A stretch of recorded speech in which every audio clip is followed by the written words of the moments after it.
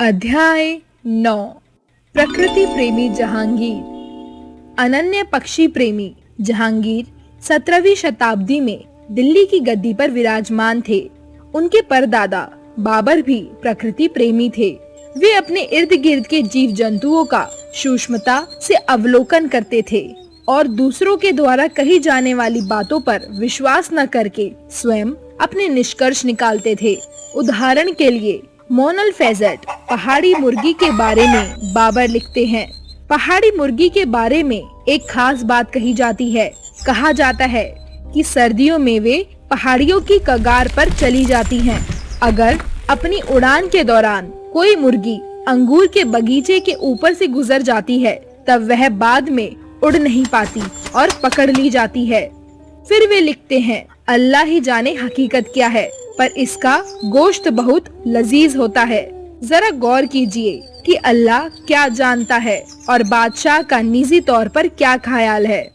इतिहासकारों का जहांगीर के बारे में विचार है कि राजकाज चाहे जैसा भी चलाया हो, पर किसी भी आधुनिक प्रकृति विज्ञान संग्रहालय के निर्देशक पद के लिए वे सर्वथा उपयुक्त व्यक्ति थे। जहांगीर के स्वभाव का महत्वपूर्ण गुण था प्रकृति के प्रति उनका अनन्य प्रेम।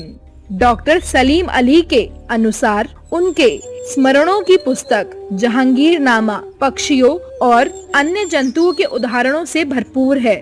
उनके निष्कर्ष इतने सटीक और सही होते थे कि उनकी तुलना पक्षी प्रेमी आधुनिक विद्वान से की जा सकती है। उदाहरण के तौर पर सारस प्रजनन व्यवहार के बारे में नर और मादा के जोड़े बनाने से लेकर अंडों से बच्चे निकालने तक उनके कार्यों का वर्णन एकदम सटीक और रोचक भी है। वह आधुनिक जानकारियों के समान ही है। अपने राज दरबार में जहांगीर ने ऐसे चित्रकारों को रखा हुआ था जो जीव जंतुओं के विलक्षण चितेरे थे। इन चित्रकारों के उस्ताद थे उस्ताद मंसूर, जिनको बादशाह ने नादिर उल अर्स का खिताब अदा किया था।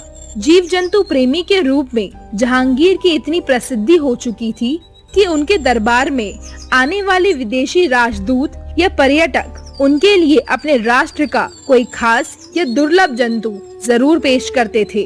बादशाह उन पक्षियों का अवलोकन करते और फिर उनका वर्णन अपने स्मरणों में करते थे। उसके बाद उनका सबसे पहला काम होता उस्ताद मंसूर या उनके शिष्यों से उसका हूबहू चित्र बनवाना। अध्याय